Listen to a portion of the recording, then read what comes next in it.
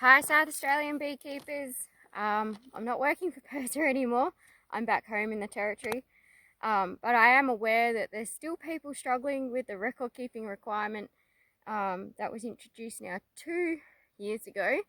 So I thought I'd better do a thing where I get everybody up to speed, everybody on the same page. The first thing I'd like to point out is that hobby beekeepers do not require certification or recertification from a quality assurance program. That is only applicable to commercial beekeepers who are part of BeeQual. And BeeQual was chosen simply because it was the only quality assurance program out there that encapsulated biosecurity in its program. So for everyone else, you've got to do record keeping. Only beekeepers with BeeQual can submit the recertification and audit certificate. So that's the first thing. So everybody else must do record keeping. And I know that the registration renewal paperwork that you receive from PIRSA is very convoluted. It's not written for everyone to understand. Changes were trying to be made. Unfortunately, they didn't happen. So we're still at square one. So I'd like to start by the first thing that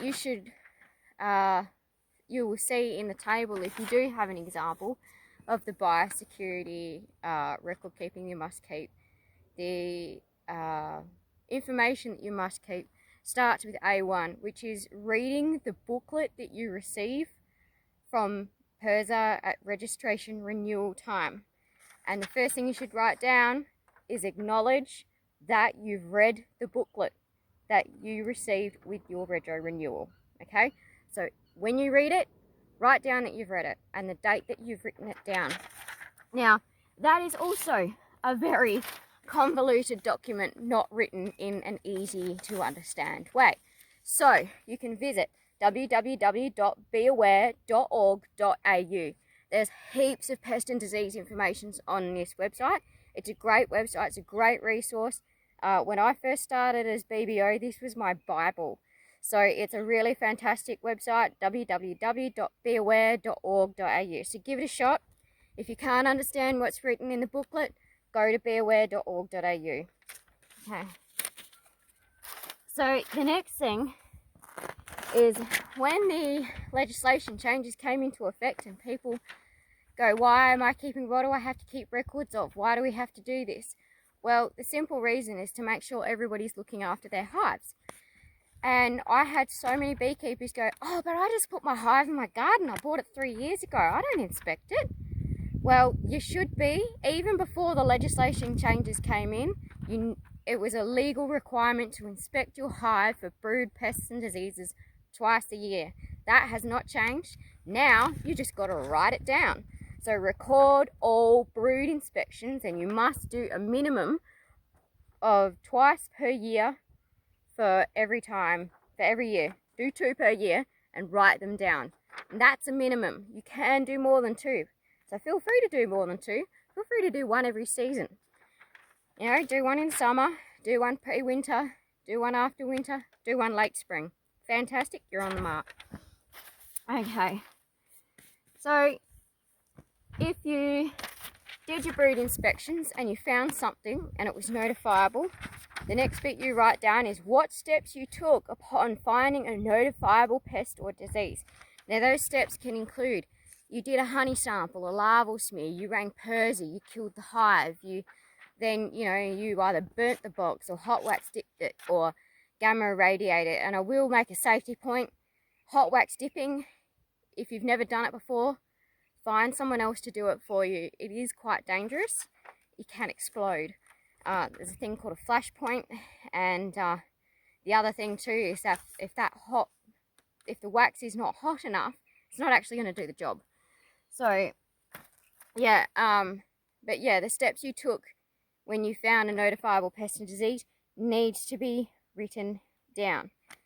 Right, and then any other sampling for pests and diseases that you undertook needs to be written down. That includes annual honey samples if you have 20 or more hives. That includes random honey samples where you're like, oh crap, I wonder if there's disease hiding in here because I went to almonds. Any larval smear testing, any sugar shakes. If you did any sugar shakes or alcohol wash, write them down too. Looks good. Okay. So if you introduced any new bees or you bought some secondhand beekeeping equipment, this should be written down. This is really essential. Not only should you be doing a change of ownership form if you have bought bees, you should also be writing it down in your record keeping. And if you've bought new, well, secondhand beekeeping equipment, it's pretty important to write that down too. You just don't know what diseases are being harbored in that secondhand equipment. So write it down. You've got to trace back then. Yeah, so the other thing that might not really apply to hobby beekeepers, but it definitely will apply to semi-commercials and commercials, or people that are hoping to build up to that stage, is hive movements. So if you move your hive from one property to another, write it down. You don't have to give a specific address. We don't need a GPS location, as long as you know where that property is and how to find it. So you never know who's around you, which is another reason why hive movements are so essential. If you have undergone any training, now I do not mean a backyard beekeeping workshop run by somebody. Those are great, yes, however, they're not approved. The approved methods are the Biosecurity for Beekeepers bulk course or Biosecurity online training. This is now free for all beekeepers, which is fantastic. No longer do you have to pay $20 if you are not a commercial beekeeper or have more than 50 hives. It is now free for everyone. So jump on, go do it. Google Biosecurity for Beekeepers and you'll find the course. Okay, the other approved training is a Certificate 3 in beekeeping and certain units of the Certificate 3 in beekeeping. So if you want to comply, you've got 50 or more hives and you would rather do something hands-on, you can do certain units of the Certificate 3 in beekeeping and that will get you over the line. But if you want to go the whole hog, go the whole hog. My whole hog just ran away before. I didn't even realise he was there, but I've got a feral pig on the property. And look, you know, all the information, it's not written by me, I'd like to point out, but all the information is available at www.pir.sa.gov.au/biosecurity/animal_health/bees. So yeah, if you have any questions, put them in the comments below and I'll try my best to answer them. As you can see behind me, I have a beautiful dam full of lilies, and at the end of this video, if you're still here, you get to see what hides in my lilies. Cheers!